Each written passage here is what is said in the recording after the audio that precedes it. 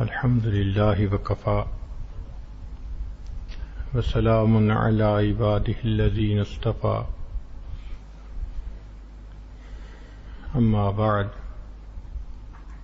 أعوذ بالله من الشيطان الرجيم بسم الله الرحمن الرحيم قد أفلح من تزكى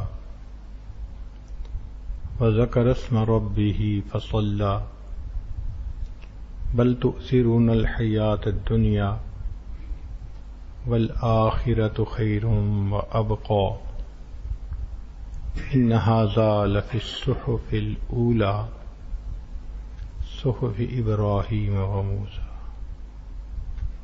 سبحان ربك رب العزة عما يصفون وسلام على المرسلين والحمد لله رب العالمين اللهم صل على سيدنا محمد وعلى آل سيدنا محمد وبارك وسلم. جو مخلوق سراپا خیر اس کا نام فرشتے، جو سراپا شر اس کا نام شیطان، جو خیر اور شر کا مجموعہ اس کا نام حضرت انسان. ہر انسان کے اندر خیر بھی ہے، شر بھی ہے. وَنَفْسٍ وَمَا سَوَّاهَا فَأَلْهَمَهَا فُجُورَهَا وَتَقْوَاهَا. اللہ تعالی نے ہر انسان کے اندر خیر اور شر کو ڈال دیا، مگر حکم یہ دیا کہ میرے بندے اپنے اوپر خیر کو غالب کرو، شر کو دباؤ. تو جس بندے پر خیر غالب وہ اچھا انسان، جس پہ شر غالب وہ برا انسان. اس کا اندازہ لگانا ہو تو آپ دیکھیں گے کہ ایک آدمی نمازی بھی ہے، نیک بھی ہے، فرینڈلی بھی ہے، غصہ آ جائے پھر دیکھو وہ کیسے ریئیکٹ کرتا ہے. اس غصے کے عالم میں ہم نے دیکھا کہ نمازی لوگ ننگی گالیاں دیتے ہیں، بالکل حیوانوں کی طرح ان کا بیہیویئر ہوتا ہے. کیوں؟ اب ان سے شر نکل رہا ہوتا ہے. کہتے ہیں نا تو مجھے جانتا نہیں میں کون، وہ اندر سے شر نکلتا ہے. اس لیے شریعت نے کہا تکف شرک عن الناس، انسانوں سے اپنے شر کو دور رکھو، بچاؤ انسانوں کو اپنے شر سے. تو اچھا انسان وہ جو اپنے اوپر خیر کو غالب کر لے اور شر کو دبا لے. شیطان کو اس کے نفس نے ہی برباد کیا. آپ بتائیے کہ شیطان کیوں شیطان بنا؟ اس کا نام تو عزازیل تھا. اس نے تو 70,000 سال شاید عبادت کی تھی، سجدے دیے تھے. طاؤس الملائکہ کہلاتا تھا،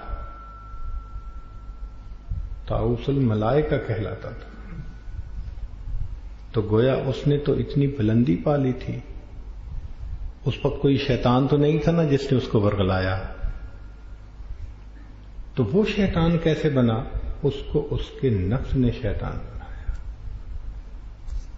تو یہ نفس ایسا مکار ہوتا ہے کہ عزازیل کو بھی یہ شیطان بنا دیتا ہے.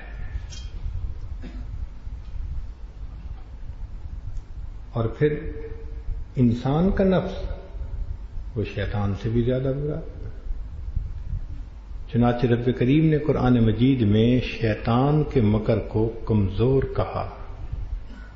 فرمایا ان کید الشیطان کان ضعیفا، شیطان کے مکر کمزور ہوتے ہیں. اور جہاں انسانوں کا تذکرہ ہوا تو ایک جگہ عورتوں کے متعلق بات فرمائی ان کیدکن عظیم. تو انسانوں کے مکر کے لیے عظیم کا لفظ استعمال کیا، شیطان کے مکر کے لیے ضعیف کا لفظ استعمال. اس کا مطلب کہ نفس جو ہے وہ شیطان سے بھی زیادہ بڑا دشمن ہے.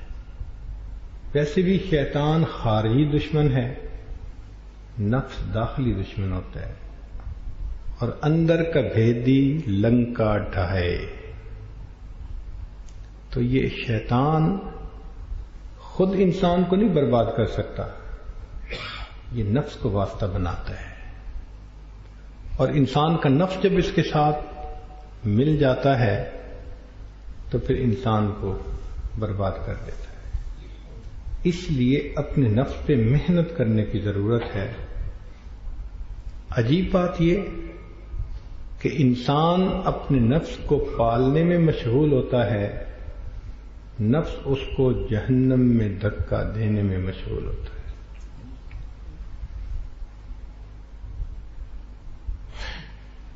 انسان کے نفس کے 3 مراتب ہیں. ایک عام آدمی جو دنیا میں آتا ہے اس کے نفس کے اندر ظلمت، خباثت، جہالت بھری ہوئی ہوتی ہے.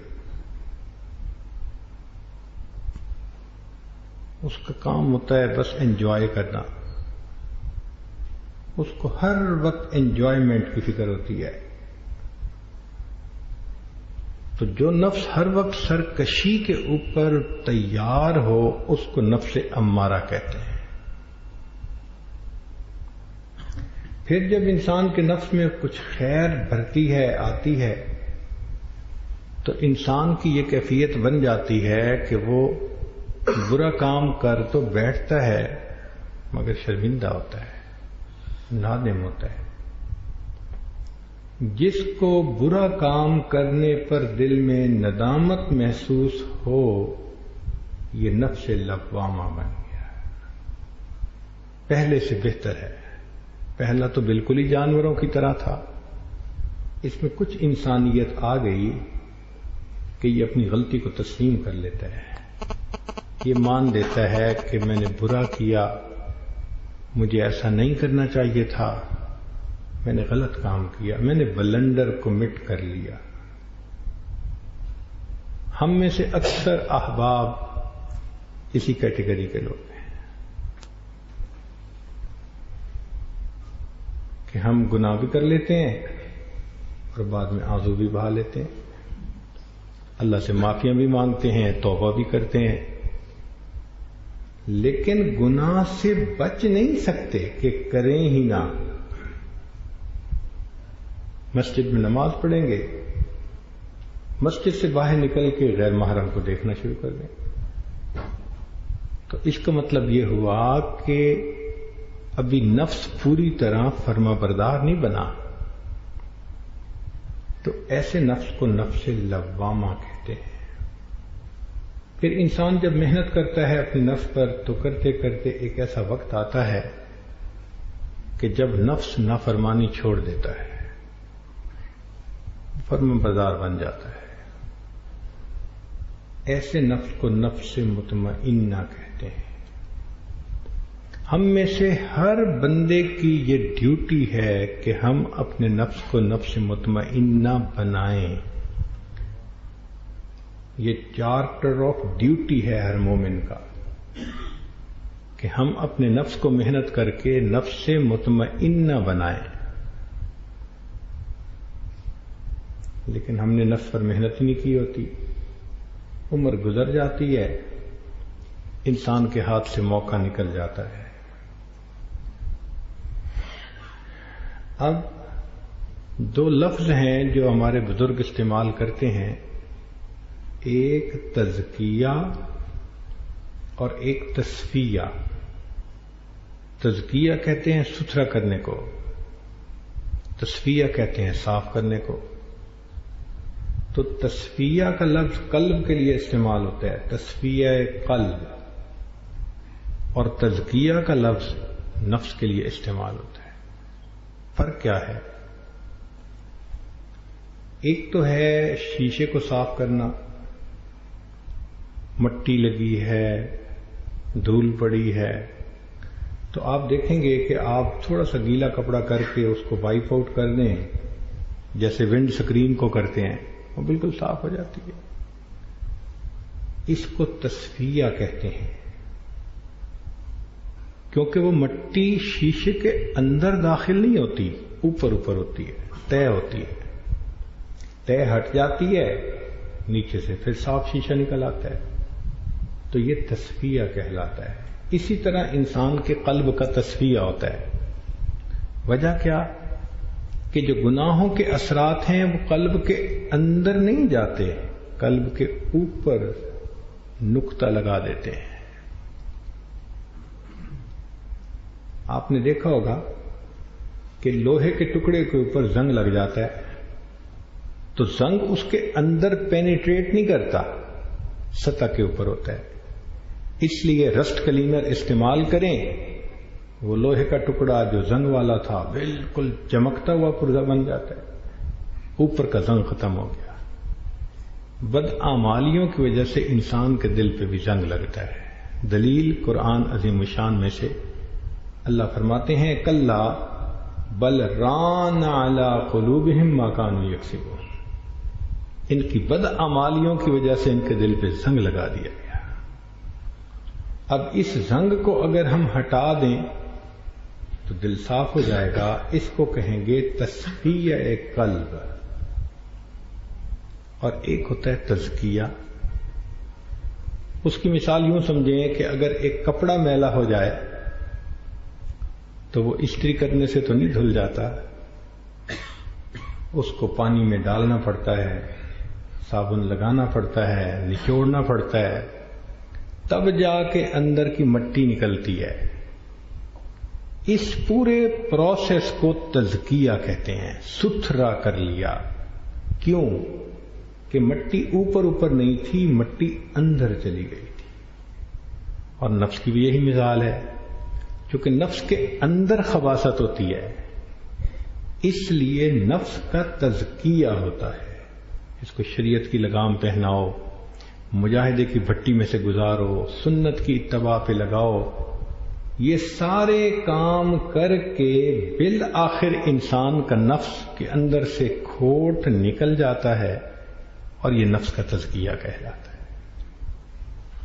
تو رب کریم نے ارشاد فرمایا قد افلح من تزکا، تحقیق فلاح پا گیا وہ جو ستھرا ہوا، یعنی اس کے اپنے اندر سے عجب کو، تکبر کو، کینہ کو، حسد کو، بغض کو، خود پسندی، سب چیزوں کو نکال دیا۔ یہ مہلکات ہیں جو انسان کو ہلاک کر دیتی ہیں۔ تو جس نے اپنے اندر سے ان سب چیزوں کو نکال دیا اس کا تزکیہ ہو گیا، اور ایسا تزکیہ والا بندہ یہ فلاح پا جاتا ہے۔ فلاح کہتے ہیں ایسی کامیابی جس کے بعد ناکامی نہ ہو، ایسی عزت جس کے بعد ذلت نہ ہو، ایسا اللہ کا قرب کہ جس کے بعد دوری نہ ہو، اس کو فلاح کہتے ہیں۔ اور اتنا بڑا انعام ملتا ہے اس نفس کو ستھرا کرنے پہ۔ فرمایا قد افلح من تزکا۔ نبی علیہ السلام جب تشریف لائے تو آپ کی بعثت کے مقاصد میں سے ایک یہ تھا کہ آپ انسانوں کو ستھرا کریں، ان کو سکھائیں ستھرا کیسے ہوتے ہیں۔ چنانچہ قرآن مجید میں ابراہیم علیہ السلام کی دعا ہے کہ جب انہوں نے بیت اللہ کو بنایا تو مزدور مزدوری کرتا ہے تو اس کی اجرت ملتی ہے، تو رب کریم نے فرمایا میرے ابراہیم میرا گھر بنایا، مانگ کیا مانگتا ہے؟ وہ واقف راز تھے، صاحب سر تھے، وہ جانتے تھے کہ خزانے میں نعمتیں کون کون سی ہیں۔ انہوں نے کہا اللہ میں بھی پھر وہ نعمت مانوں گا جو تیرے خزانے میں بھی صرف ایک ہی ہے۔ کیا مانگتے ہو؟ اللہ مجھے کوئی اور فضل و کمال نہیں چاہیے، مجھے کوئی دنیا کا مال نہیں چاہیے، اللہ مجھے اب اس کے اجرت میں آمنہ کا لال چاہیے۔ ربنا وابعث فیہم رسولا، میں بھی وہ مانگوں گا، تیرے خزانے میں بھی ایک نعمت ہے وہ، اللہ ان کو بھیجیے کیوں؟ میں نے آپ کی مسجد بنا دی، عبادت سکھانے والے کو بھیج دیجیے۔ میں نے مدرسہ بنا دیا، پڑھانے والے کو بھیج دیجیے۔ تو ابراہیم علیہ السلام نے دعا مانگی کہ ربنا وابعث فیہم رسولا یتلو علیہم آیاتک ویعلمہم الکتاب والحکمت ویزکیہم، وہ ان کے اوپر قرآن کی تلاوت کریں، ان کو کتاب اور حکمت کی تعلیم دیں اور ان کو ستھرا کریں۔ اللہ رب العزت نے یہ دعا قبول فرما لی، اور پھر اللہ نے فرمایا کہ لقد من اللہ علی المؤمنین، تحقیق اللہ نے ایمان والوں پر احسان کیا۔ عجیب بات ہے کہ اللہ نے ان گنت اور نعمتیں دی، احسان نہیں جتایا۔ میں نے تمہارے لیے پھل اگائے، سبزیاں اگائیں، درخت اگائے، میں نے سمندر بنائے، میں نے آسمان پہ سورج بنایا، چاند بنایا، ستارے بنائے، کوئی احسان نہیں جتایا۔ اس کا مطلب یہ اتنی زیادہ قیمتی چیزیں نہیں تھیں۔ جب ایک نعمت اللہ نے عطا فرمائی تو اس کو دیتے ہوئے احسان جتایا۔ کیا فرمایا؟ لقد من اللہ علی المؤمنین، اللہ نے ایمان والوں پر احسان فرمایا، اذ بعث فیہم رسولا، جب ان میں اپنے رسول کو مبعوث فرمایا۔ یہ ایسی بڑی نعمت ہے اللہ کے حبیب صلی اللہ علیہ وسلم کا تشریف آنا۔ تو اللہ تعالیٰ نے انہی 4 باتوں کا تذکرہ کیا جو ابراہیم علیہ السلام نے مانگی تھیں کہ 4 کام کرنے کے لیے آئیں، انہی کا تذکرہ کیا، مگر تھوڑی سی تبدیلی کے ساتھ۔ ابراہیم علیہ السلام نے جو دعا مانگی تھی تو تزکیہ کا لفظ آخر پہ تھا۔ رب کریم نے جب قبولیت کا تذکرہ کیا تو تزکیہ کا تذکرہ دوسرے جگہ پہ، یتلو علیہم آیاتہ ویزکیہم، وہاں آخر پہ تزکیہ تھا، یہاں دوسرے نمبر پہ۔ اب مفسرین نے اس پہ تفصیل لکھی کہ اللہ رب العزت نے یہ ترتیب کو کیوں بدلا۔ قرآن مجید کے الفاظ نگینے کی طرح ایک دوسرے کے آگے ساتھ جڑے ہوئے ہیں، ان کا تقدم اور تأخر بھی حکمت سے خالی نہیں ہوتا۔ جیسے ڈی این اے ہوتا ہے نا، کہ ہر چیز جو آگے ہے یا پیچھے ہے اس کا ایک راز ہے، یہی قرآن مجید کا معاملہ ہے۔ اس کی مثال سے سمجھیے، ذرا آسانی سے سمجھ آ جائے گی۔ اللہ تعالیٰ ایک جگہ فرماتے ہیں ہم نے انسان کو پیدا کیا، فجعلناہ سمیعا بصیرا، ہم نے اسے سمیع بنایا، بصیر بنایا۔ سماعت کا تذکرہ پہلے، بصارت کا تذکرہ بعد میں۔ اور آج سائنس کی دنیا کنفرم کرتی ہے کہ ماں کے پیٹ میں جب بچہ پرورش پاتا ہے تو سب سے پہلا آرگن جو اس کا کمپلیٹ ہوتا ہے وہ اس کے کان ہوتے ہیں۔ آنکھیں بھی نہیں بنی ہوتی، باقی آرگن بھی نہیں بنے ہوتے، سب سے پہلے جو آرگن بنتا ہے وہ کان ہوتے ہیں۔ کیوں؟ اور کی ریزن یہ کہ انسان کے جسم کے توازن کا اس کے اوپر انحصار ہوتا ہے۔ سمجھیے کہ ہم جب کھڑے ہوتے ہیں تو ہمارا سر سیدھا کیوں ہوتا ہے؟ ہم کوئی آئینے میں دیکھ تو نہیں رہے ہوتے، تو ہمیں کیسے پتہ چلتا ہے کہ سر سیدھا ہے؟ اس کے لیے اللہ تعالیٰ نے دونوں کانوں میں کینال بنا دیے ہیں اور ان میں ایک فلوئڈ بھر دیا ہے۔ اس فلوئڈ کا جو میسج ہے وہ دماغ کو جاتا ہے اور دماغ فیصلہ کرتا ہے کہ میرا سر سیدھا ہے یا میرا سر ٹیڑھا ہے۔ اور کئی مرتبہ اگر اس کینال کے اندر خرابی ہو جائے تو صحت مند آدمی کھڑا نہیں ہو سکتا۔ ہمیں ایک مرتبہ ایک نوجوان کو دیکھنے کا موقع ملا، لیٹا رہتا تھا، جو کھڑا ہوتا گر جاتا۔ بھائی آپ ٹھیک ٹھاک ہیں، آپ کو کیا مسئلہ ہے؟ کہتے میں کیا بتاؤں، میں کھڑا ہوتا ہوں مجھے لگتا ہوں میں ٹیڑھا ہوں، میں اپنے آپ کو سیدھے کرنے لگتا ہوں، سیدھا کرتے کرتے زمین پہ آ جاتا ہوں۔ ڈاکٹر نے کہا جناب آپ کے وہ جو کانوں کے فلوئڈ کا بیلنس تھا وہ آؤٹ ہو گیا، تو ہم تو کھڑے ہی نہیں ہو سکتے۔ چونکہ جسم کا بیلنس اس پہ قائم ہونا تھا، اس لیے اللہ نے سب سے پہلے کون سا آرگن بنایا؟ کان بنائے، بعد میں آنکھیں بنائی۔ اور یہ بات کب کہی گئی؟ 1400 سال پہلے، جب میڈیکل ٹیکنالوجی ابتدا میں بھی داخل نہیں ہوئی تھی، اس وقت بتا دیا گیا۔ کیا معجزہ ہے یہ قرآن مجید کا۔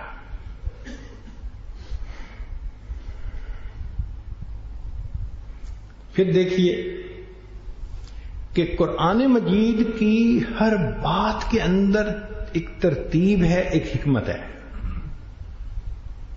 مثال کے طور پہ جب آپ مکان بناتے ہیں تو پہلے بنیادیں کھڑی کرتے ہیں، چھت تو پہلے نہیں نا کوئی ڈالتا، پہلے بنیادیں کھڑی کرتے ہیں، پھر ان بنیادوں کے اوپر چھت بناتے ہیں۔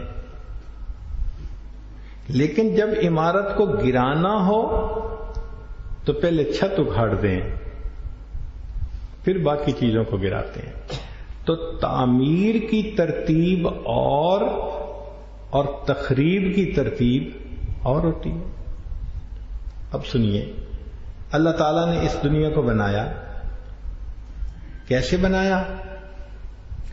خلق الارض فی یومین، زمین کو اللہ فرماتے ہیں میں نے 2 دن میں بنایا، ثم استوى الی السماء، پھر آسمان کی طرف اللہ متوجہ ہوئے۔ چھت بعد میں بنائی، پہلے فٹنگ بنائی، اس کی فرش بنایا۔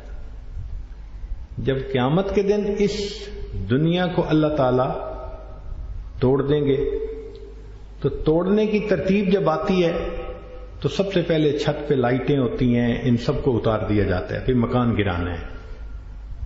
اللہ تعالیٰ فرماتے ہیں اذا الشمس کورت واذا النجوم انکدرت، دیکھا لائٹیں اتاری جا رہی ہیں نا، پہلے بعد میں سمندروں کا تذکرہ ہے اور زمین کا تذکرہ ہے۔ تو معلوم ہوا کہ قرآن مجید کی ہر بات کے اندر حکمت ہوتی ہے، اس لیے کہ یہ حکیم کا کلام ہے۔ حکیم کا کلام حکمت سے خالی نہیں ہوا کرتا۔ اب رب کریم نے جو ترتیب بدلی تو اس ترتیب کے بدلنے میں بھی کوئی حکمت تھی۔ اصل میں تزکیہ کی اہمیت کی وجہ سے رب کریم نے ترتیب بدل دی، اس کو دوسرے نمبر پہ کیا کہ تزکیہ ہوگا تو علم و حکمت کی تعلیم پا سکو گے، ورنہ کسی کام کے نہیں رہو گے۔ ستھرا ہونا ضروری ہے تمہارا، تزکیہ نہ ہو تو انسان کا علم اس کی گمراہی کو بڑھاتا چلا جاتا ہے۔ اس لیے تو فرمایا یضل بہ کثیرا ویہدی بہ کثیرا، یہ قرآن بہت لوگوں کو گمراہ کر دیتا ہے، بہت لوگوں کو ہدایت دیتا ہے۔ تو قرآن سے وہی گمراہ ہوتے ہیں نا جن کے اندر کھوٹ ہوتا ہے، نیت کھوٹی، نیت بد ہوتی ہے، وہ جتنا قرآن پڑھتے ہیں اتنا وہ اور زیادہ دین سے دور ہوتے چلے جاتے ہیں۔ اس لیے تزکیہ کو رب کریم نے پہلے جو ہے وہ ذکر فرمایا تاکہ لوگ سمجھ لیں کہ اس کی ترتیب کیا ہوتی ہے۔ ایک عام سا دستور ہے کہ جب بڑے کوئی بات کر دینا تو اس کی عظمت کے لیے یہی کافی ہوتا ہے کہ جی بڑے نے یہ بات کی ہے، کہ کسی بڑے کا کوئی بات کر دینا یہی اس بات کی اہمیت کے لیے کافی ہوتا ہے۔ اور اگر بڑے قسم کھا کے بات کریں تو وہ اور مؤکد ہو جاتی ہے، اور اگر 2 دفعہ قسم کھائیں سبحان اللہ، 3 دفعہ قسم کھائیں، 4 دفعہ قسم کھائیں، 5 دفعہ قسم کھائیں، حد نہیں ہو جاتی؟ سبحان اللہ۔ اللہ رب العزت کی ذات بابرکات نے قرآن مجید میں یہ بتانے کے لیے کہ جو تزکیہ پا گیا وہ ستھرا ہوا، 7 قسمیں اکٹھی ایک جگہ کھائی ہیں. ذرا سنیے گا. والشمس وضحاها والقمر اذا تلاها والنهار اذا جلاها والليل اذا يغشاها والسماء وما بناها والارض وما طحاها ونفس وما سواها فألهمها فجورها وتقواها قد افلح من زکاها. پروردگار عالم نے ان روز 7 قسمیں کھائیں، تواتر کے ساتھ، تسلسل کے ساتھ 7 قسمیں کھا کے کہا جس نے تزکیہ پایا وہ فلاح پا گیا اور جس نے نہ پایا وہ برباد ہو گیا. اب اس کی اہمیت کو ہمیں دل میں بٹھانا چاہیے کہ اس تزکیہ کو حاصل کرنا ہمارے لیے کتنا اہم ہے. مگر ہمیں اپنے نفس پہ تو محنت کرنے کی فرصت ہی نہیں ہوتی. آج کل تو عام لوگوں کی کیا بات کرنی، جو ذکر سیکھنے والے سالکین ہوتے ہیں وہ ٹائم نہیں نکالتے. بھائی معمولات کرتے ہیں وہ جی بس کیا کریں، مراقبے کا وقت نہیں ملتا، مراقبے کا وقت ہی نہیں ملتا. یعنی محنت بھی تزکیہ کی کر رہے ہیں اور پھر تزکیہ کے لیے فرصت نہیں ملتی. ایسی مثال ہے جیسے طالب علم کے مجھے پڑھنے کی فرصت ہی نہیں ملتی، نتیجہ کیا نکلے گا؟ فیل ہو جائے گا. تو ہمیں اس کو اپنی ایک ذمہ داری سمجھنا چاہیے کہ ہمارے اوپر ذمہ ہے کہ ہم اللہ تعالی کے سامنے پیش ہونے سے پہلے اپنے نفس کا تزکیہ کریں، اس کو ستھرا کریں. اگر ستھرا کر کے لے جائیں گے تو کامیاب، اور اگر گندا لے کے جائیں گے تو ناکام ہو جائیں گے. اب تزکیہ کے طریقے جدا جدا ہوتے ہیں، بات بڑی سمجھنے والی ہے. مثلا کپڑے کا تزکیہ کرنا ہو، ستھرا کرنا ہو تو بھئی پانی صابن استعمال کریں، کپڑا صاف ہو جائے گا. لیکن سونے کی میل نکالنی ہو تو صابن پانی تو کام نہیں نہ آتا، اس کے لیے آگ کی ضرورت پڑتی ہے. یہ سنارے لوگ جو کھوٹ نکالتے ہیں نا تو یہ سونے کو پگھلاتے ہیں آگ میں، اور پگھلنے سے وہ جو اس کے اندر تانبا کاپر ہوتا ہے وہ الگ ہو جاتا ہے، سونا الگ ہو جاتا ہے. تو کپڑے کے تزکیہ کے لیے صابن پانی کی ضرورت تھی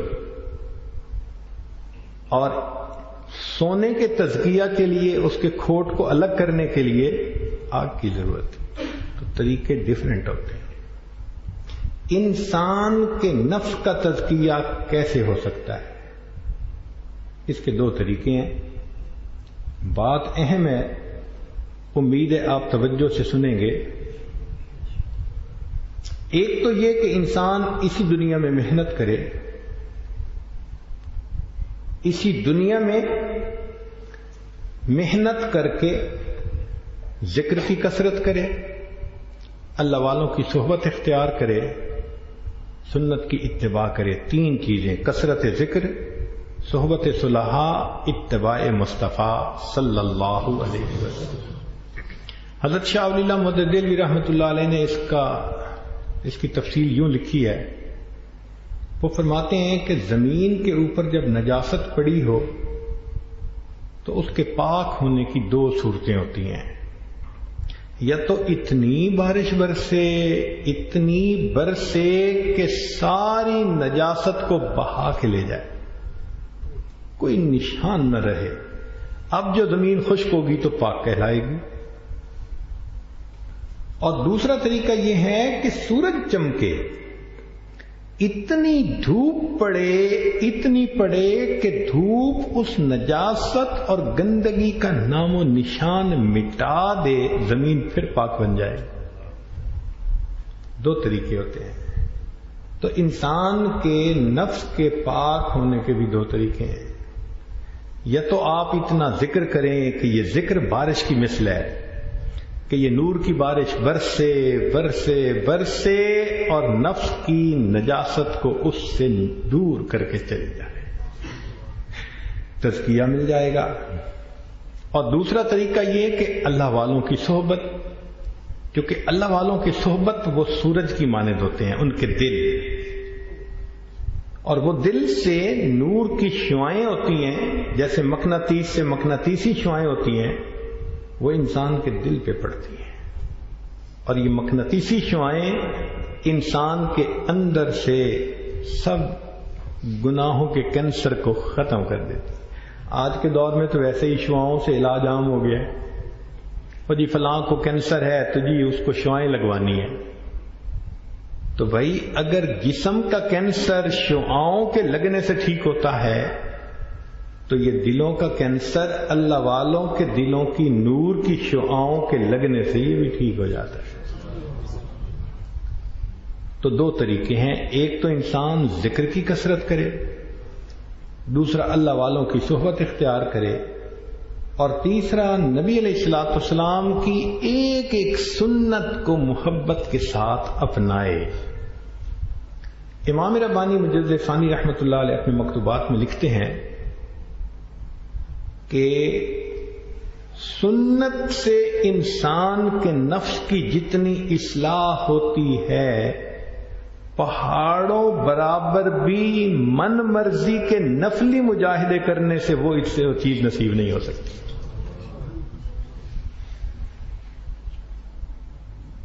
تو اس لیے سنت کی اتباع ہر معاملے میں ان تین چیزوں سے انسان کا تزکیہ ہو جاتا ہے.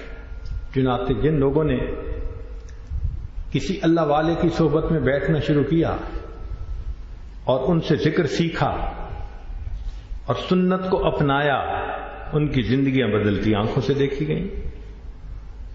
بدکار تھے نیکوکار بن گئے، بھٹکے ہوئے تھے سیدھے رستے پہ آ گئے، حیوان تھے انسان بن گئے، اللہ سے باغی تھے اللہ کے فرما بردار بن گئے.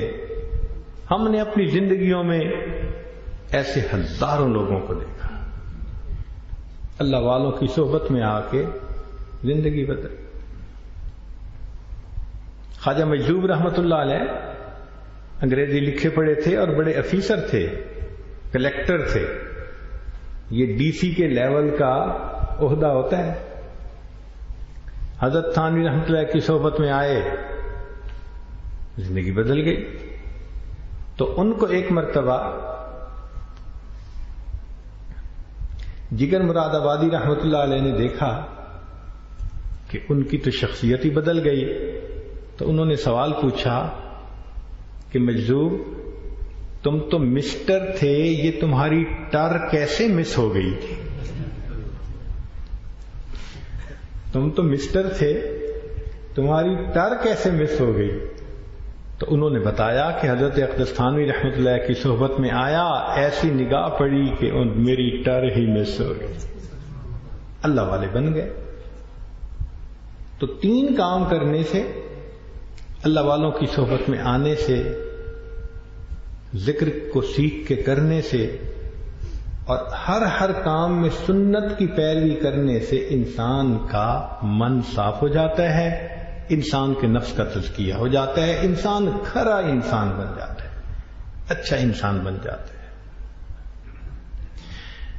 ایک تو ہے یہ طریقہ، اور یہ طریقہ آسان بھی ہے.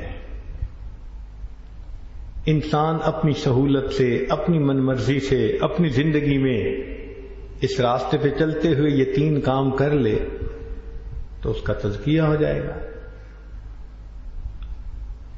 اور اگر زندگی میں یہ کام نہ کرے، ہے کلمہ گو،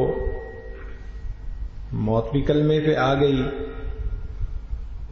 اندر کا روگ نکلا نہیں تھا، تو اللہ تعالی نے ایسے گنہگار مومنوں کے لیے آخرت میں بھی تزکیے کا انتظام فرمایا ہے.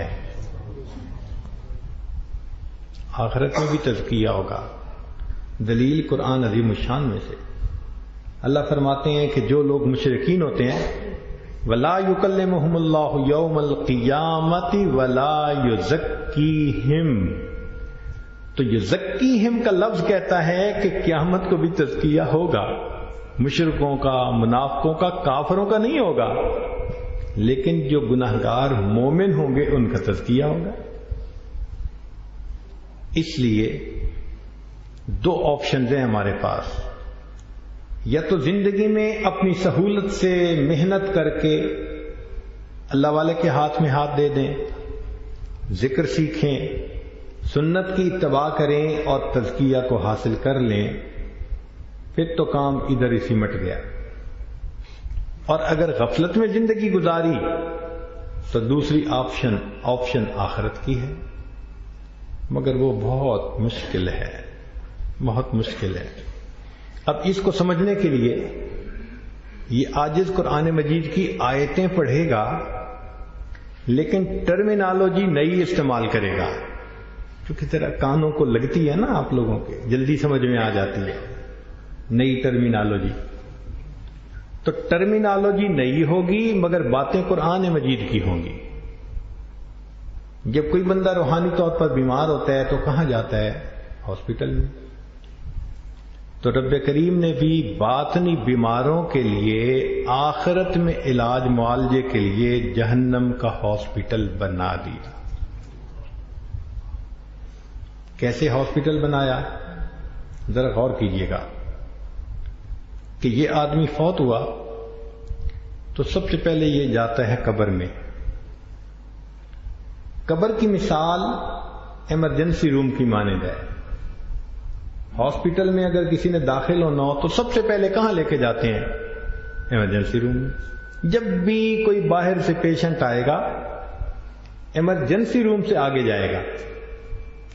ایمرجنسی روم میں کیا کرتے ہیں؟ اسکیلٹن سٹاف ہوتا ہے تھوڑا سا، اور وہ 2-3 کوئک کوشچن پوچھتے ہیں اس سے، اور پھر اس کے بعد اس کو ٹریٹمنٹ فوراً دینا شروع کر دیتے ہیں تاکہ فوراً اس کو ٹریٹمنٹ مل جائے۔ پھر بڑے ڈاکٹر کے آنے کا انتظار کرتے ہیں۔ یہی حال ہوگا کہ وہ گناہگار مومن کلمہ تو پڑھا مگر اس نے اپنے من کو صاف نہیں کیا، ستھرا نہیں کیا۔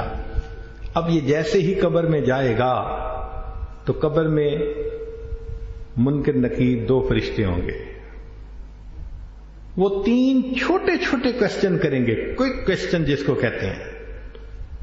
کون کون سے؟ من ربک، من نبیک، ما دینک۔ اتنے چھوٹے چھوٹے کوسچن ہیں، اور ان 3 کوسچن کے کرنے سے ان کو پتہ چل جائے گا یہ کس درجے کا مریض ہے، پھر فوراً ٹریٹمنٹ شروع کر دیں گے۔ چنانچہ قبر میں ہی عذاب شروع۔ اب دیکھیں کسی بندے کو سر درد ہو تو کیا کرتے ہیں؟ سر دباتے ہیں نا، کہ جی تھوڑی دیر سر دبا دو جی، سر درد ٹھیک ہو جائے گی۔ اور جس کو گناہوں کا درد تھا جب وہ قبر میں جائے گا تو پھر قبر بھی ان کی فزیو تھراپی کرے گی، مگر کیسے کرے گی؟ حدیث پاک میں آتا ہے کہ ایک طرف کی پسلیاں دوسری طرف چلی جائیں گی، اتنا قبر دبائے گی۔ تو گناہ کرتا تھا نا، رب کی نافرمانیاں کرتا تھا، اور نہ ذرا میں تمہاری فزیو تھراپی کرتی۔ حدیث پاک میں آتا ہے کہ قبر کو جہنم کا گڑھا بنا دیا جاتا ہے۔ جس بندے کو نزلے زکام کی بیماری ہو تو اس کو ایئر کنڈیشن کمرے میں تو کوئی نہیں نہ بٹھاتا، اس کے لیے ایئر کنڈیشن بند کر دیتے ہیں، ٹیمپریچر ہونا چاہیے ذرا۔ اس کو بھی نزلہ زکام تھا گناہوں کا، اس کی قبر کو بھی تھوڑا ہائی ٹیمپریچر بنا دیا، جہنم کا گڑھا۔ پھر حدیث پاک میں آتا ہے کہ اگر یہ بندہ بے نمازی تھا تو اللہ تعالیٰ اس کے سر کے اوپر ایک گنجا پائتھن اژدہا مسلط فرما دیتے ہیں، اور وہ کیا کرتا ہے کہ فجر کی نماز قضا کرنے پر فجر سے ظہر تک ڈستا ہے، ظہر قضا کرنے پر عصر تک، اثر قضا کرنے پہ مغرب تک، مغرب قضا کرنے سے عشاء تک، عشاء سے لے کے فجر تک۔ اب اگر آپ کبھی پائتھن کو دیکھیں جو یوں ہوتا ہے کھڑا ہوا، تو وہ انٹراوینس انجیکشن آپ دیتے ہیں نا کسی کو، تو بوتل لٹکا دیتے ہیں۔ یہ اللہ تعالی کی بنائی ہوئی ایک بوتل ہے، اور اس میں سے ڈراپ بائی ڈراپ اندر جا رہی ہوتی ہے دوائی۔ یہ بھی اسی طرح بائٹ کرے گا، زہر کے قطرے چند ڈال دے گا، دوائی چلی گئی۔ پھر تھوڑی دیر کے بعد پھر بائٹ کرے گا، پھر بائٹ کرے گا، یہ قطرہ قطرہ اس کو دوائی مل گئی، اس کی انٹراوینس ٹریٹمنٹ شروع ہو گئی۔ کتنا اس کا زہر ہوگا، کتنی درد ہوگی، یہ تو بات الگ ہے نا۔ آپ نے مریض کے سرہانے دیکھا ہے نا، بوتلیں لٹکی ہوئی، سائڈ پہ سٹینڈ ہوتا ہے، بوتل لٹکا دیتے ہیں۔ تو اللہ تعالیٰ کی طرف سے بھی یہ پائتھن جو ہے نا، یہ ایک زہر کی بوتل، دوائی کی بوتل ہے جو چڑھا مسلط کر دی جاتی ہے۔ اور حدیث پاک میں فرمایا سر کی طرف مسلط کریں گے، پاؤں کا نام ہی نہیں لیا۔ اب یہ پائتھن اس کو دوائی دیتا رہے گا۔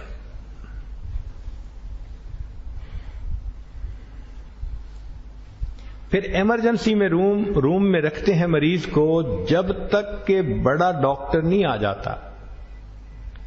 جب بڑا سرجن، بڑا اسپیشلسٹ، کنسلٹنٹ ڈاکٹر آ جاتا ہے تو پھر اس کی فائل جو بنی ہوتی ہے نا، وہ اس کے پاس لے کے جاتے ہیں۔ تو وہ کنسلٹنٹ دو کام کرتا ہے، ایک تو فائل چیک کرتا ہے، اور دوسرا اس سے کوشچن پوچھتا ہے، مگر ذرا ڈیٹیلڈ کوشچن پوچھتا ہے تاکہ پتہ چل سکے کہ بیماری کی نوعیت کیا تھی۔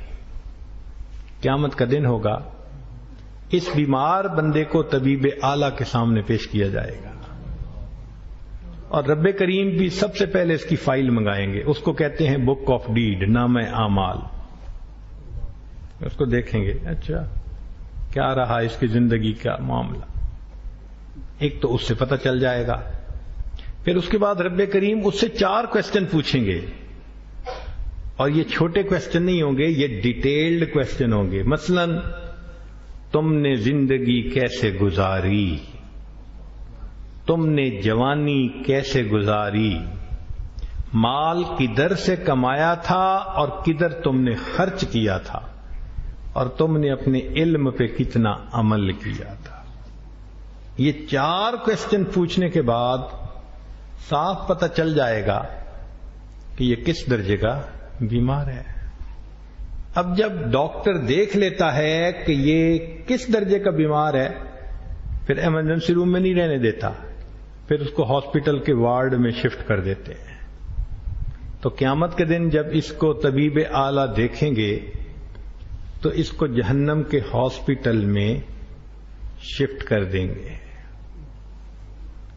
ہم نے دیکھا کہ ہاسپٹلز میں 3 طرح کے وارڈ ہوتے ہیں۔ ایک کو کہتے ہیں جنرل وارڈ، ایک کو کہتے ہیں ECU ایکسٹینسو کیئر یونٹ، اور ایک کو کہتے ہیں ٹرشری کیئر یونٹ۔ لمبے جو بیمار ہوتے ہیں نا، جن کا علاج سالوں چلتا ہے، ان کو ٹرشری کیئر یونٹ میں ڈالتے ہیں، اور نزلے زکام کے مریض ان کو جنرل وارڈ میں رکھ لیتے ہیں۔ کوئی زیادہ ہارٹ پیشنٹ ہو تو اس کو ICU میں رکھ لیتے ہیں۔ تو الگ الگ درجے ہیں۔ یہ جو جہنم کا ہاسپٹل ہے، اللہ تعالیٰ نے اس کے 7 درجے بنائے ہیں۔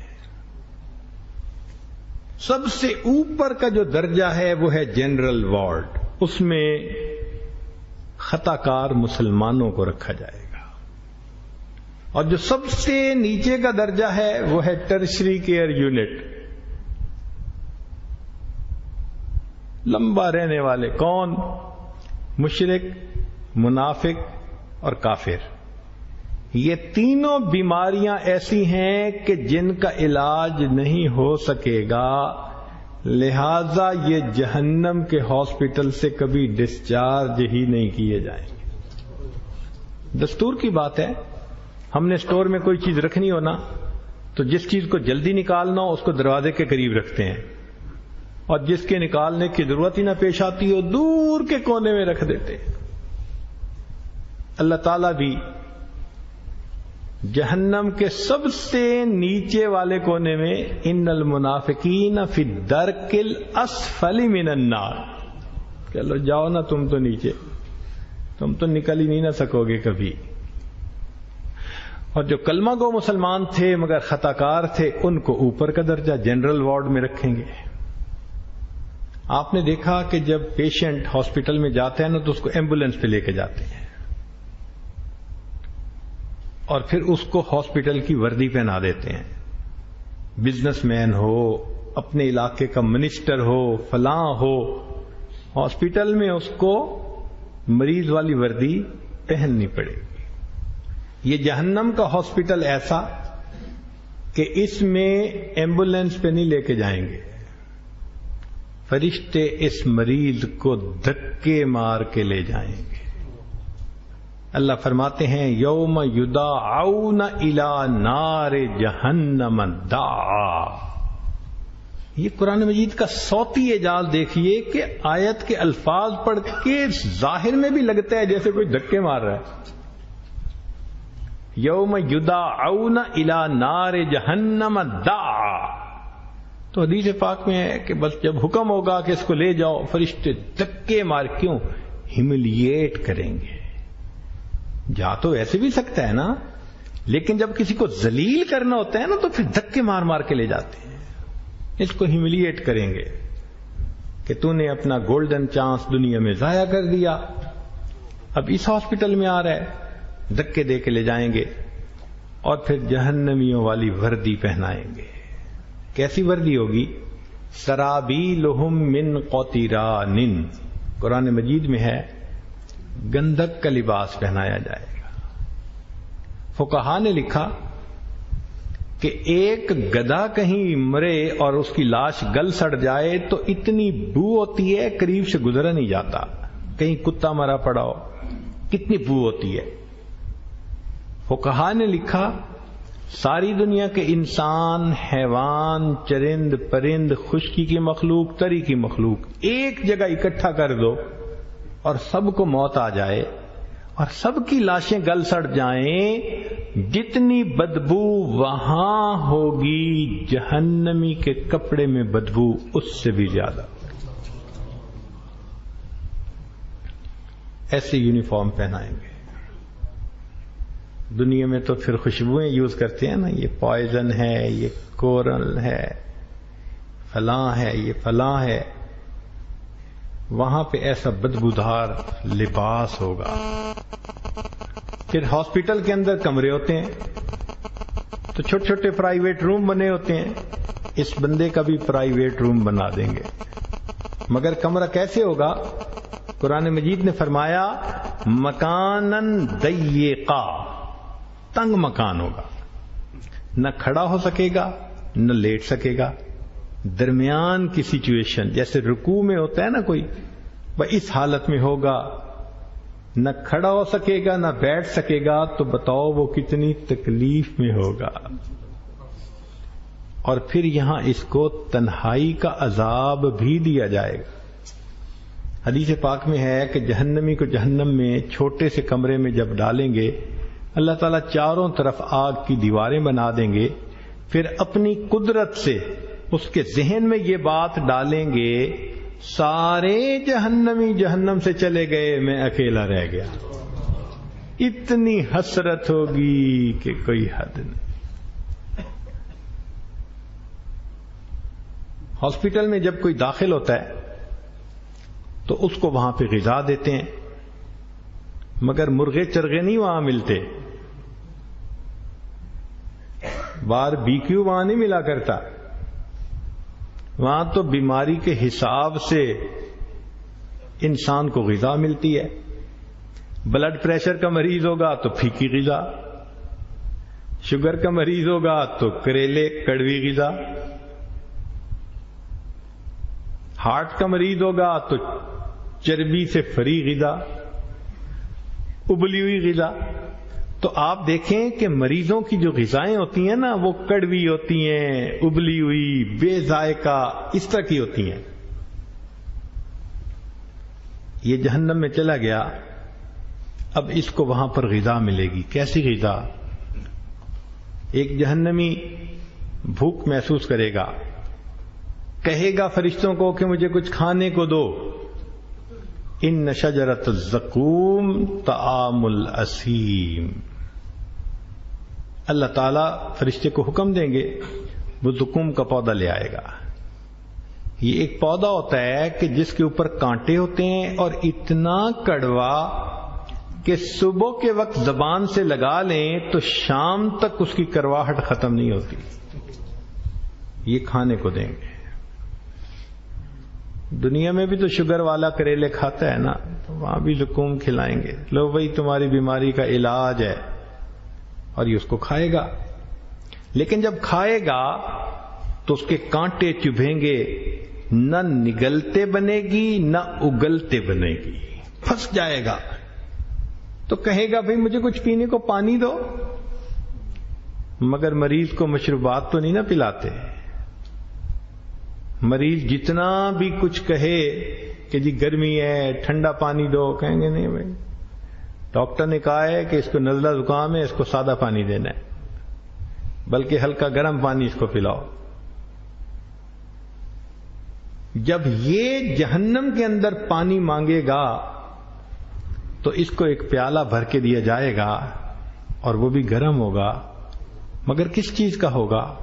ولا طعام الا من غسلین لا یاکلہ الا الخاطئون. جہنمیوں کے زخموں سے جو خون پی پس اکٹھی ہوگی اس کو پیالے میں ڈال کے اس کو پینے کے لیے دیا جائے. زخم کھول دو نا جس میں پس ہو تو قریب بیٹھا نہیں جاتا, اتنی بو ہوتی ہے. کیسے کوئی پیے گا؟ اللہ حیران ہوتے ہیں. اور وہ اتنا گرم ہوگا, غسلین اتنی گرم ہوگی, انسان کے پیٹ میں جائے گی اور ساری آنتیں کٹ کے پخانے کے رستے باہر نکل جائیں گی. پھر اس کو بھوک لگے گی, پھر ایک نیا سائیکل شروع ہوگا, پھر زقوم کھائے گا, پھر غسلین پیے گا, پھر آنتیں کٹیں گی, پھر ٹھیک ہو جائے گا. یہ سائیکل چلتا رہے گا, چلتا رہے گا. یہ اس کا قبر کے اندر کھانا ہوگا.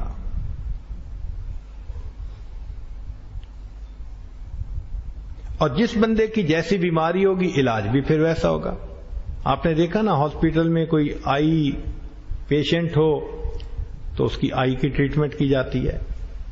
اسی طرح اگر کوئی بد نظری کا پیشنٹ وہاں جائے گا تو حدیث پاک میں ہے کہ لوہے کی سلاخیں جہنم کی آگ میں گرم کر کے اس کی آنکھوں میں اس طرح پھیریں گے جیسے سرما ڈالتے.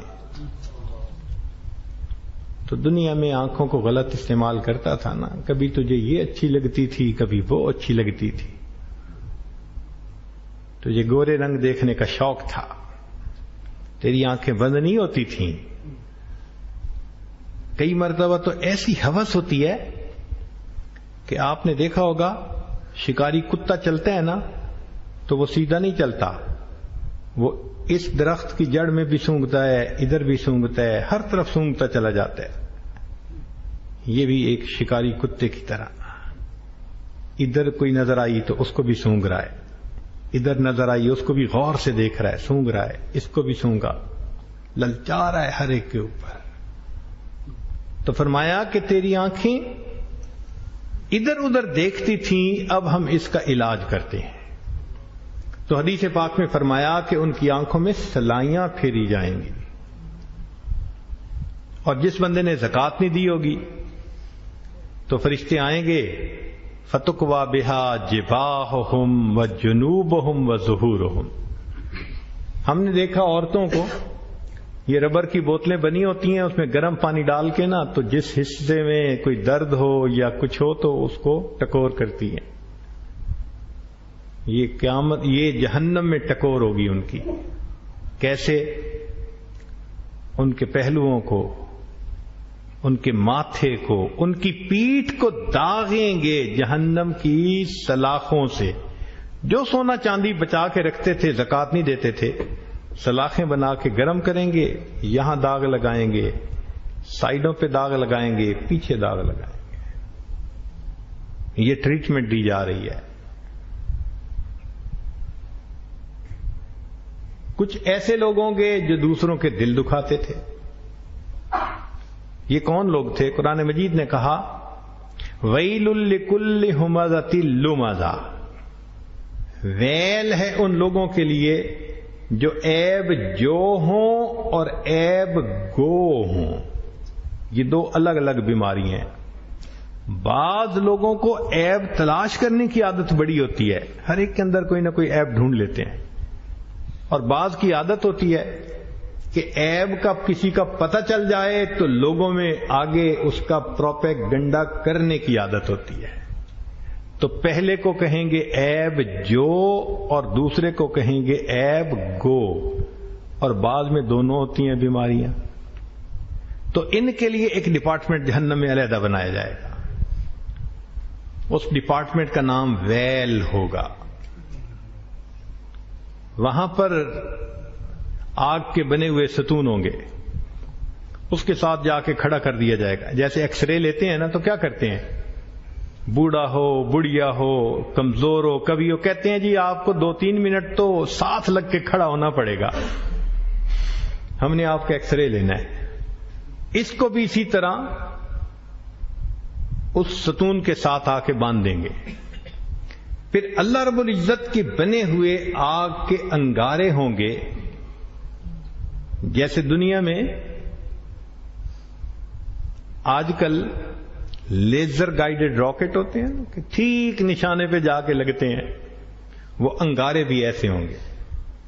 نار اللہ الموقدہ التی تطلع علی الافئدہ. قرآن مجید کہہ رہا ہے کہ وہ نیچے سے اٹھیں گے اور سب کے سب انگارے اس کے دل پر آ کر لگیں گے، دل کو ٹارگٹ کریں گے. تو لوگوں کے دل دکھاتا تھا، آج ہم بھی تیرے دل کو ٹارگٹ بنائیں گے.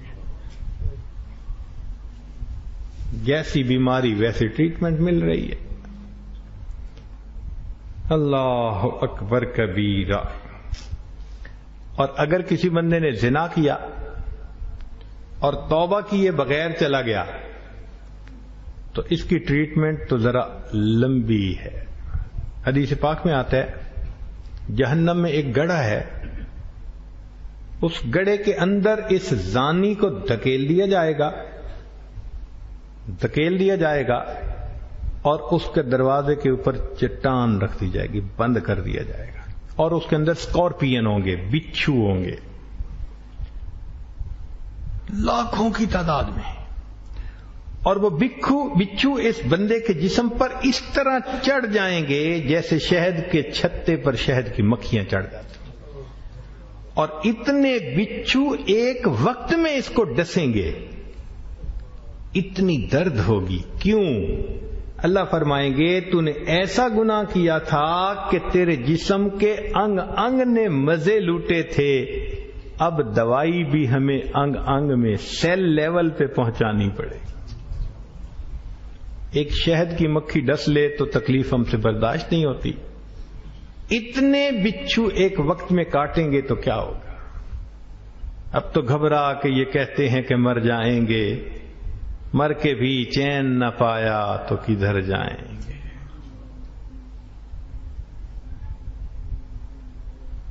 اور جس عورت نے زنا کیا اس کو یہ عذاب تو ہوگا ہی صحیح، ایک اور بھی عذاب. نبی السلام نے فرمایا میں نے دیکھا کچھ عورتیں ہوں گی وہ پستان کے بل آگ کے اندر لٹک رہی ہوں گی. یہ انسان کا وہ حصہ ہوتا ہے جو اتنا سینسٹیو ہوتا ہے کہ ذرا ہاتھ بوجھ سے کوئی رکھ دے تو تکلیف ہوتی ہے، صرف دبا دینے سے تکلیف ہوتی ہے انسان کو. اس کے اندر لوہے کی راڈ ڈالیں گے. اور آپ نے مشینوں کے اندر مرغے دیکھے ہیں نا روسٹ ہوتے ہوئے، بالکل اسی طرح دونوں پستانوں میں سے ایک راڈ ڈال دی جائے گی اور آگ کے اندر یہ روسٹ ہو رہی ہے. کیوں؟ تو نے دوسرے کو اپنے جسم پہ موقع دیا تھا نا، اختیار دیا تھا. دیکھ آج ہم تیرا کیا حال کرتے ہیں. تو جیسا گناہ ویسی ٹریٹمنٹ. جن لوگوں کے گناہ تھوڑے ہوں گے وہ کچھ عرصہ یہ ساری سزا بھگتیں گے، پھر اس کے بعد ان کو نکال لیا جائے گا. کیوں؟ کہ اگر پراپر ٹریٹمنٹ مل جائے تو پھر ہاسپٹل میں ڈیرے نہیں لگانے ہوتے، پھر وہ ڈسچارج کر کے گھر بھیج دیتے ہیں. اس بندے کو جہنم میں ٹریٹمنٹ مل گئی تو اب اس بندے کو ڈسچارج کر دیا جائے گا جہنم سے اور گھر بھیجا جائے گا. اور گھر مومن کا کون سا ہے؟ جنت اس کا گھر ہے. اس لیے اللہ تعالیٰ نے فرمایا تلک الجنت التی اورثتموہا، جس کا وارث ہم نے بنایا. یہ نہیں فرمایا جس کا مالک بنایا، نہیں، وارث. تو بھئی وارث تو بنتا ہے جو باپ کی جائیداد ہو. تو معلوم ہوا کہ جنت آدم علیہ السلام کی جائیداد تھی، اب ان کی اولاد جو جائے گی تو وہ جا کے جنت کی وارث بنے گی. مگر جنت میں جانے کے لیے ایک شرط ہے کہ اس بندے کو کوئی بڑی باطنی بیماری نہیں ہونی چاہیے. اس کی مثال یوں سمجھ لیں کہ آپ کسی ملک کے ویزا لینا چاہیں، امیگریٹ کرنا چاہیں، تو وہ کہتے ہیں جی آپ ذرا اپنی میڈیکل رپورٹ دکھائیں، اور 3 چیزیں چیک کرتے ہیں. اس کو ٹی بی نہیں ہونی چاہیے، اس کو ہیپیٹائٹس سی نہیں ہونا چاہیے، اس کو HIV پازیٹیو نہیں ہونا چاہیے. کیوں؟ کہ یہ وبائی بیماری ہیں، یہ دوسروں کے لیے بھی خطرناک ہو سکتی ہیں. ہمارے ایک ساتھی انجینئر تھے، بڑا خوش ہو کے انہوں نے مجھے بتایا کہ جی دبئی میں فلاں ٹیلی فون کی کمپنی میں میری اتنی اچھی جاب لگ گئی، فرنج بینیفٹس ہیں، فلاں ہے، یہ ہے، وہ ہے. ہم نے دعائیں دیں. تیسرے دن روتے ہوئے فون آیا، حضرت وہ میڈیکل رپورٹ کروانے گیا تو ہیپیٹائٹس سی ڈائگنوز ہو گیا. انہوں نے ریجیکٹ کر دیا. اگر ہیپیٹائٹس سی کے مریض کو لوگ ملک میں نہیں آنے دیتے، HIV پازیٹیو والے کو ملک میں نہیں آنے دیتے، کہتے ہیں کہ ہمارے ملک میں آنے کے لیے ان بیماریوں سے پاک ہونا ضروری. اللہ رب العزت نے بھی شرط لگا دی کہ جنت میرے پاکیزہ بندوں کی جگہ ہے، تم باطنی بیماریوں کو لے کے جنت میں داخل نہیں ہو سکتے، تمہیں ان کا علاج کرنا ہی پڑے گا. اس لیے فرمایا وَذَلِكَ جَزَاءُ مَن تَزَكَّى، جو ستھرا ہوگا، نفس کا تزکیہ حاصل کرے گا، اس کو جزا بدلہ جنت ملے گی. تو مطلب یہ کہ جنت میں جانے کے لیے تزکیہ ہونا شرط ہے، کنڈیشن ہے. اب 2 طریقے ہیں، یا تو دنیا میں اپنے اختیار سے، سہولت سے سنت کی اتباع کر کے، ذکر کی کثرت کر کے، اللہ والوں کی صحبت اختیار کر کے اپنا تزکیہ کر لیں اور سدھائے ہوئے جانور کی طرح مومن بن کے زندگی گزاریں. اور اگر ایسا نہ کیا تو پھر سیکنڈ چانس جہنم کے ہاسپٹل میں وایا جہنم جانا پڑے گا. اب سوچ لیجئے کہ آسان راستہ کون سا ہے. میرے دوستو، حالت تو ہماری یہ ہے کہ دھوپ کی گرمی برداشت نہیں کر سکتے، جہنم کی آگ کی گرمی بھلا کہاں برداشت کر رہے. 2 بندوں کے سامنے کی ذلت برداشت ہم نہیں کر سکتے، ساری مخلوق کے سامنے جب فرشتے دھکے مارتے ہوئے جہنم میں لے جائیں گے، یہ ذلت کیسے برداشت کریں. تو ہمارے لیے وایا جہنم جانا یہ کوئی آپشن نہیں ہے.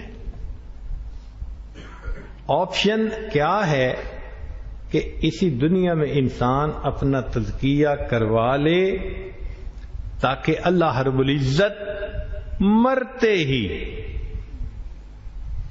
منکر نکیر آئیں گے، قبر میں پوچھیں گے من نبک، من نبیک، ما دینک. جواب سے پتہ چل جائے گا کہ کوئی بیماری نہیں، اللہ رب العزت اس کی قبر کو جنت کا باغ بنا دیں گے. اب اس کو ٹریٹمنٹ کے لیے بھیجنے کی کوئی ضرورت نہیں، یہ تو پاک روح تھی، آ گئی. اور قیامت کے دن بھی لوگ حساب کتاب میں ہوں گے، یہ وہ لوگ ہوں گے جو خوشبو کے ٹیلوں پہ عرش کے سائے میں سیر کر رہے ہوں گے. حساب ختم ہوگا، اللہ ان کو جنت بھیج دیں گے، جاؤ بھائی.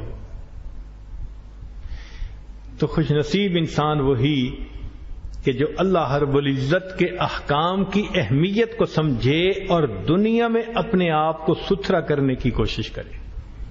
انسان کہہ نہیں سکے گا اللہ مجھے تو کلیئرلی نہیں بتایا گیا تھا. اللہ فرمائیں گے میں نے 7 قسمیں کھا کے بات کی تھی، لگاتار 7 قسمیں کھا کے کہا تھا کہ جو ستھرا ہوگا وہی فلاح پائے گا. تو آج ہم اپنے تزکیہ کی کوشش کریں، محنت کریں، اللہ سے مانگیں اور محنت کر کر کے پھر اللہ کے سامنے روئیں. اچھا یہ بھی مزے کی بات ہے کہ ہم اپنا تزکیہ خود نہیں کر سکتے. ہم اپنا تزکیہ خود نہیں کر سکتے. ہم محنت کر سکتے ہیں تزکیہ کی، لیکن تزکیہ کرنا ہمارے بس میں نہیں ہے. وہ کیسے؟ سنیے قرآن عظیم الشان. اللہ تعالیٰ فرماتے ہیں وَلَوْلَا فَضْلُ اللَّهِ عَلَيْكُمْ وَرَحْمَتُهُ، اگر اللہ کا فضل اور اس کی رحمت تمہارے اوپر نہ ہوتی، ما زکا منکم من احد ابدا، تم میں سے کوئی کبھی بھی ستھرا نہ ہو سکتا. وَلَٰكِنَّ اللَّهَ يُزَكِّي مَن يَشَاءُ، اللہ جس کو چاہتا ہے ستھرا کر دیتا ہے. اس کی مثال یوں سمجھیے کہ بچہ چاہتا ہے کہ مجھے یہ بڑی سی نالی آ گئی ہے، یہ پار کرنی ہے. تو بچہ تو نہیں کر سکتا، تو وہ کیا کرتا ہے؟ رونا شروع کر دیتا ہے، ابو مجھ سے تو نہیں پار ہوتی، ابو مجھے اٹھا لیں. اب اس کے رونے کو دیکھ کے باپ اس کو اٹھا دیتا ہے اور اس نالی سے پار کروا دیتا ہے. ایسے ہی ہے اللہ کی رحمت کہ ہم دنیا میں کوشش کر سکتے ہیں، بچے کی طرح رو دھو سکتے ہیں، اللہ کو پکار سکتے ہیں، اللہ میرے پروردگار. بچے کی طرح اگر رونا پسند آ گیا، اللہ کی رحمت اٹھائے گی، کنارے لگا دے گی، تزکیہ مل جائے گا. اس لیے تہجد میں اللہ سے دعائیں مانگیے، فرض نمازوں میں دعائیں مانگیے، 2 رکعت صلاۃ الحاجت پڑھ کے مانگیے، مگر اس کو زندگی کا مشن بنائیے. یہ مقصد زندگی ہے. اور جو بندہ دنیا میں تزکیہ کر کے جائے گا، سبحان اللہ، قیامت میں اٹھے گا، آواز آئے گی یا ایتھا النفس المطمئنہ ارجعی الی ربک راضیۃ مرضیہ فادخلی فی عبادی وادخلی جنتی. اللہ تعالی ہمیں بھی قیامت کے دن ایسے لوگوں میں شامل فرمائے جن کے بارے میں حدیث پاک میں آتا ہے کہ کچھ ایسے پاک لوگ قیامت کے دن اٹھیں گے، ان کے سامنے اللہ رب العزت کا چہرہ ہوگا مسکراتا ہوا. کتابوں میں لکھا ہے یہ اللہ کو دیکھ کر مسکرائیں گے، اللہ تعالیٰ ان کو دیکھ کر مسکرائیں گے. جیسے 2 دوست ہیں نا، ایک دوسرے کو ملتے ہوئے مسکراتے ہیں، اللہ تعالیٰ ایسے ان کا استقبال فرمائیں گے. یہ وہ لوگ ہوں گے جو دنیا میں اپنا آپ کا تزکیہ کر چکے ہوں گے. تو رب کریم ہمیں اس محنت کو اہتمام کے ساتھ، سیریسنس کے ساتھ کرنے کی توفیق عطا فرمائے، اور اللہ مرنے سے پہلے ہمارا تزکیہ فرمائے. ہم نے دیکھا ہے ماں باپ بچوں کی چھوٹی چھوٹی تمناؤں کو پورا کر کے خوش ہو جاتے ہیں. ہم بھی اللہ سے دعا مانگے، اللہ ہماری بھی ایک تمنا ہے، پوری کر دیجئے گا. وہ تمنا یہ ہے کہ موت سے پہلے اللہ ہم سے راضی ہو جانا، پھر ہمیں موت عطا کرنا. پہلے راضی ہونا، اللہ جیسے آپ چاہتے ہیں پہلے ہمیں ویسا بننے کی توفیق دے دینا، ایسا بنا دینا کہ ہم آپ کو پسند آ جائیں، پھر ہمیں موت عطا کر دینا. اگر ایسا ہو گیا تو یہ خوش نصیبی ہوگی. اللہ تعالی ہمیں خوش نصیب بندوں میں شامل فرمائے. وآخر دعوانا ان الحمد للہ رب العالمین. دعا سے پہلے جو احباب توبہ طائب ہونا چاہتے ہیں یا بیعت ہونا چاہتے ہیں ان کو کچھ کلمات پڑھائے جائیں گے توبہ کے، تاکہ پچھلے تمام گناہوں سے وہ سچی پکی توبہ کر لیں، آئندہ نیکوکاری کی زندگی گزارنے کا دل میں ارادہ کر لیں۔ اگر مستورات تک آواز جا رہی ہے تو وہ بھی دل میں توبہ طائب ہونے کی نیت کر لیں۔ الحمدللہ وکفا وسلام علی عبادہ الذین اصطفی، اما بعد۔ یہ کلمات سچے دل کے ساتھ پیچھے پیچھے پڑھیے۔ بسم اللہ الرحمن الرحیم،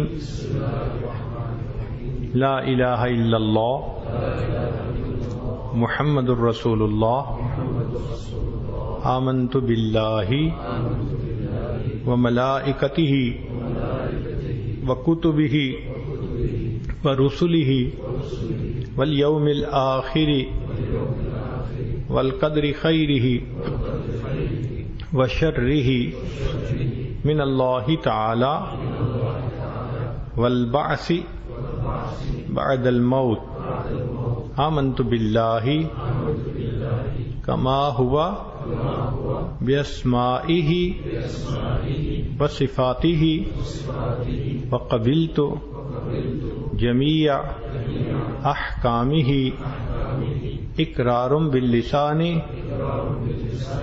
وتصدیق بالقلب، اشہد ان لا الہ الا اللہ واشہد ان محمدا عبدہ ورسولہ، استغفر اللہ ربی من کل ذنب واتوب الیہ برحمتک یا ارحم الراحمین۔ ان کلمات کو پڑھنے سے آپ تو طائب ہو چکے ہیں۔ چند معمولات سن لیجئے کہ اگر ان کو آپ باقاعدہ کریں گے تو اللہ تعالی دل کو منور فرمائیں گے۔ 100 مرتبہ درود شریف صبح اور شام، 100 مرتبہ استغفار صبح اور شام، روزانہ قرآن مجید کی تلاوت، چلتے پھرتے دل میں ہر وقت اللہ کا دھیان۔ اور 5ویں چیز ہے ذکر قلبی یعنی مراقبہ۔ جب صبح و شام آپ نماز پڑھا کریں تو تھوڑی دیر مصلی کے اوپر بیٹھ کے اللہ سے لو لگا کے بیٹھ جایا کریں اور یہ سوچا کریں کہ اللہ رب العزت کی رحمت آ رہی ہے، دل میں سما رہی ہے، دل میں ظلمت اور سیاہی دور ہو رہی ہے اور میرا دل اللہ اللہ اللہ، یہ میرا دل بول رہا ہے۔ خود نہیں پڑھنا زبان سے، زبان تالو سے لگی ہوئی ہو، حرکت بھی نہیں کرنی، سانس کو بھی کچھ نہیں کرنا، ایسے نہیں کچھ کرنا، بالکل چپ چاپ جیسے ایک کیسٹ بج رہی ہو، تلاوت ہو رہی ہو تو آپ کتنے آرام سے سنتے ہیں کہ تلاوت ہو رہی ہے۔ ایسے ریلیکس ہو کہ آپ نے اللہ اللہ کی آواز سننے کی کوشش کرنی ہے۔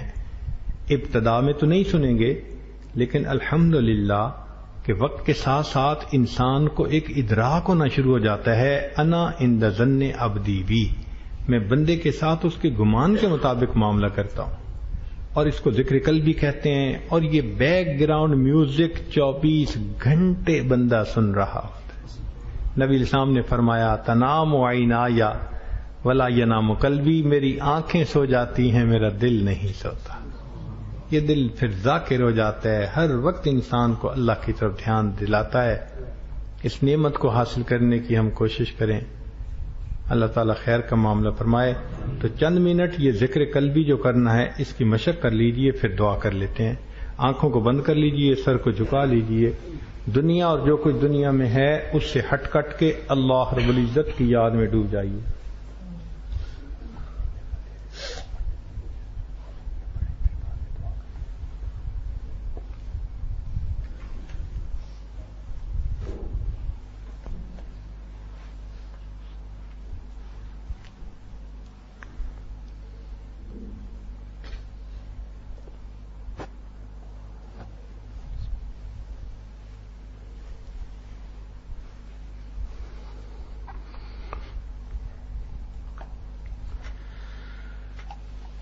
میں تیرے سامنے جھک رہا ہوں خدا،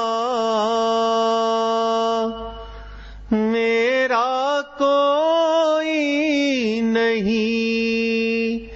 اللہ تیرے سوا میں تیرے سامنے جھک رہا ہوں خدا، میرا کوئی نہیں اللہ تیرے سوا میں تیرے سامنے، میں گناہگار ہوں، میں سیاہ کار ہوں، میں خطا کار ہوں، میں سزاوار ہوں، میں گناہگار ہوں، میں سیاہ کار ہوں، میں خطا کار ہوں، میں سزاوار ہوں، میرے سجدوں میں تیری حمد و ثنا، میرا کوئی نہیں اللہ تیرے سوا میں تیرے سامنے جھک رہا ہوں خدا، میرا کوئی نہیں اللہ تیرے سوا میں تیرے سامنے، میری توبہ ہے توبہ اے میرے الہ، مجھ گناہگار کو تو نہ دینا سزا، میری توبہ ہے توبہ اے میرے الہ، مجھ گناہگار کو تو نہ دینا سزا، میری آہوں کو سن، میری آہوں کو سن لے اے حاجت روا، میرا کوئی نہیں اللہ تیرے سوا میں تیرے سامنے جھک رہا ہوں خدا، میرا کوئی نہیں اللہ تیرے سوا میں تیرے سامنے، میں تو غفار ہوں تو نے خود ہی کہا، نہیں کوئی نہیں اس گناہگار کا، میں تو غفار ہوں تو نے خود ہی کہا، نہیں کوئی نہیں اس گناہگار کا، دے گا ہمیں، بخش دے گا ہمیں، یہ ہے وعدہ تیرا، میرا کوئی نہیں اللہ تیرے سوا، میں تیرے سامنے جھک رہا ہوں خدا، میرا کوئی نہیں اللہ تیرے سوا، میں تیرے سامنے۔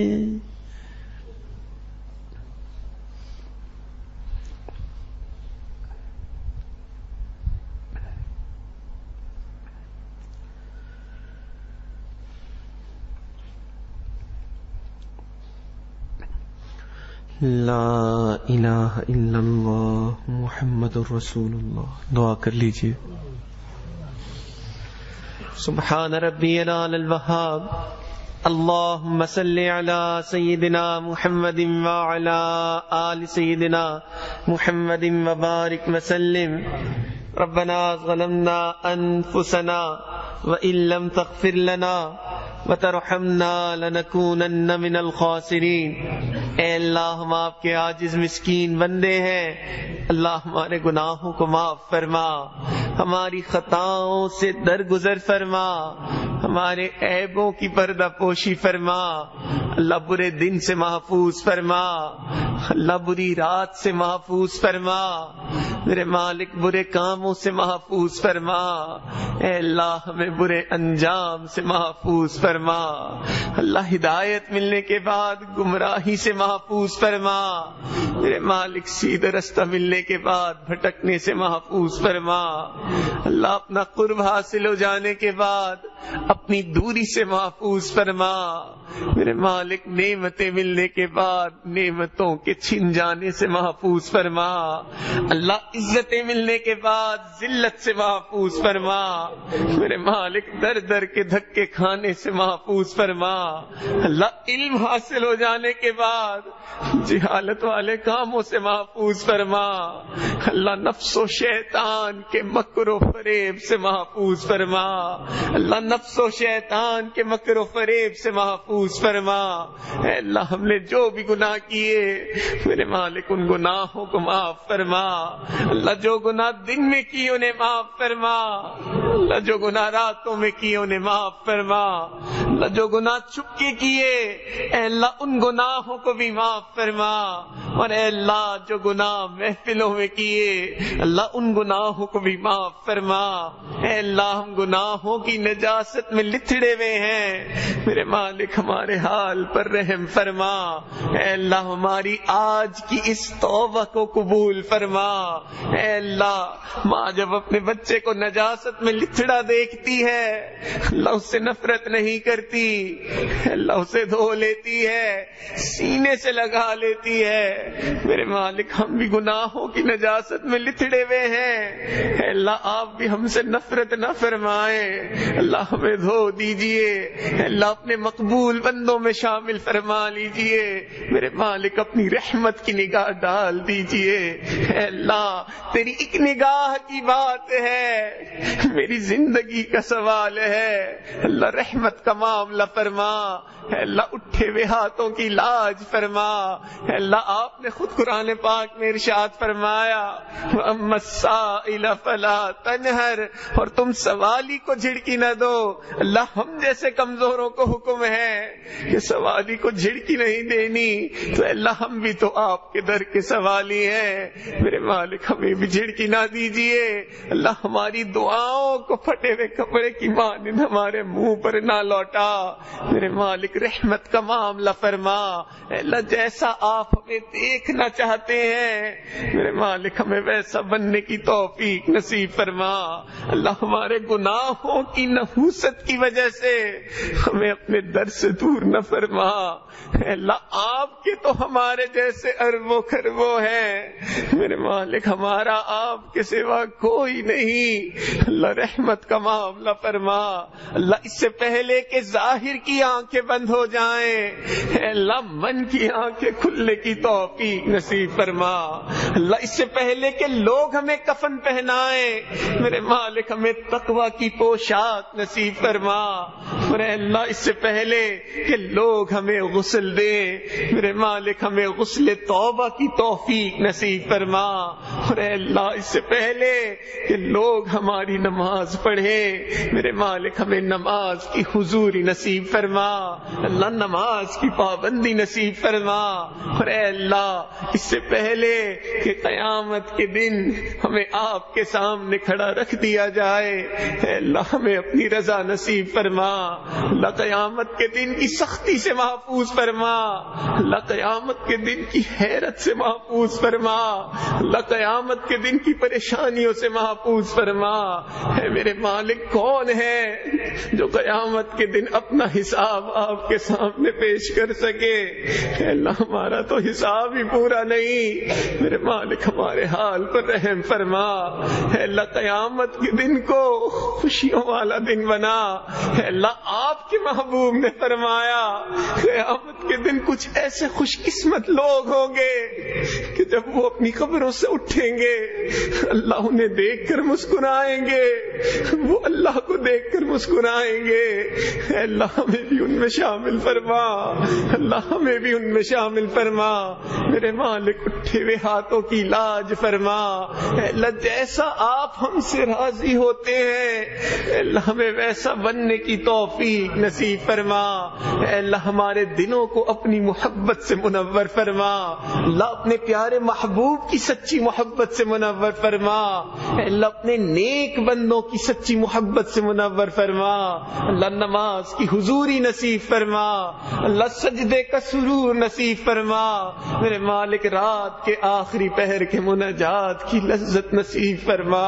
اللہ وہ تیرے کیسے بندے ہوتے ہیں رات کے آخری پہر میں تیرے سامنے ہاتھ پھیلاتے ہیں، تو انہیں غیروں کے سامنے ہاتھ پھیلانے سے روک دیتا ہے. اللہ وہ تیرے کیسے بندے ہوتے ہیں رات کے آخری پہر میں تیرے سامنے آنسو بہاتے ہیں، تو ان کے تذکرے اپنے فرشتوں میں کرتا ہے. میرے مالک ہمیں بھی ان میں شامل فرما. اللہ ہمیں بھی ان میں شامل فرما. اے اللہ ہمارے علم و عمل میں برکتیں پیدا فرما. اللہ رزق میں برکتیں پیدا فرما. اللہ صحت میں برکتیں پیدا فرما. اے اللہ اولاد میں برکتیں پیدا فرما. میرے مالک قدم قدم برکتیں شامل حال فرما. اللہ قدم قدم برکتیں شامل حال فرما. اللہ اٹکے ہوئے کاموں کا ہونا آسان فرما. میرے مالک الجھے ہوئے کاموں کو اپنی رحمت سے سلجھا.